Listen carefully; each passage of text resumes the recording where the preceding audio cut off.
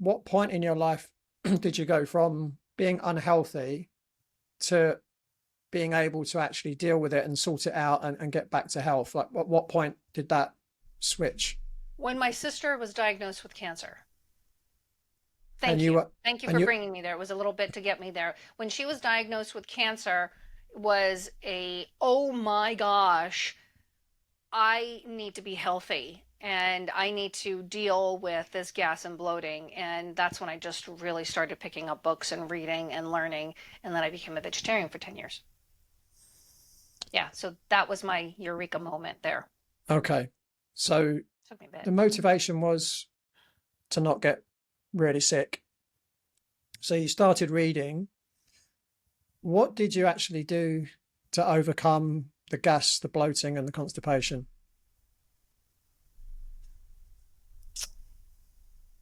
I can tell you that I became a vegetarian for a good 10 years, starting at the age of 19. And in my late 20s, I switched over. But I remember still having gas and bloating throughout all of those years, not really understanding. It wasn't until I was diagnosed with Lyme that I started seeing a lot of practitioners and completely changing how I'm eating. And I had to do a lot of detoxification programs. And it was the Lyme that was the next pivotal moment in my life that made me really switch gears Hmm. to not eating processed foods and glutens and sugars and such, although I do sometimes, but I pay for it. Yeah. Yeah, so that's the next pivotal moment. You ask good questions, Lee. So, so the first step was starting eating better food. Yeah. You mentioned you went through some detox protocols. What kind of protocols did you go through? Oh my Lord. I went through several pretty demanding detox protocols where you take certain supplements and you remove all foods and you just start adding one in at a time. Other programs where you just eat fish and vegetables for a week or two on top of the supplements and basically purge the bacteria and parasites from your system. Yeah, so I think number one step is to stop eating processed foods and start eating foods that Mother Nature made, Mm, right? Foods that walk, fly, swim, and grow. That's step number one. And drinking a lot of water. yeah, yeah. So pretty simple things, really, relatively simple. Pretty much. Yep. So with the Hashimoto's, did you find going gluten free had an effect on the thyroid?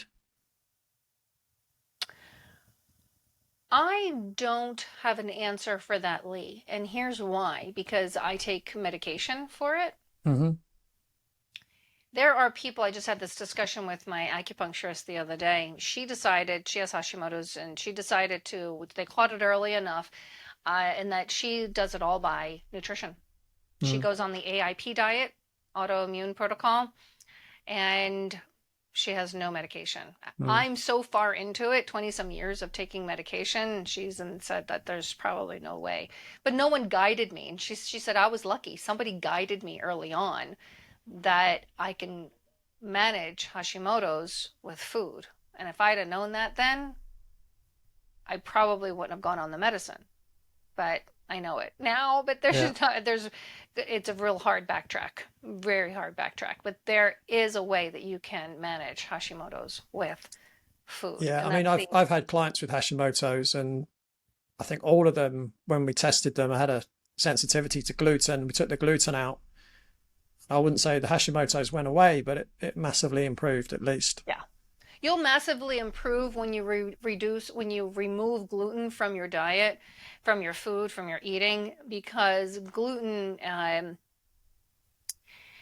breaks down the cell walls of your Mm, intestines and yeah, causes autoimmune disease. I mean, not autoimmune, autointoxication, where the food particles literally start into your interstitial fluids, and then there's so much more to it. So yes, anyone with any kind of dis-ease or just in general want to be healthier will benefit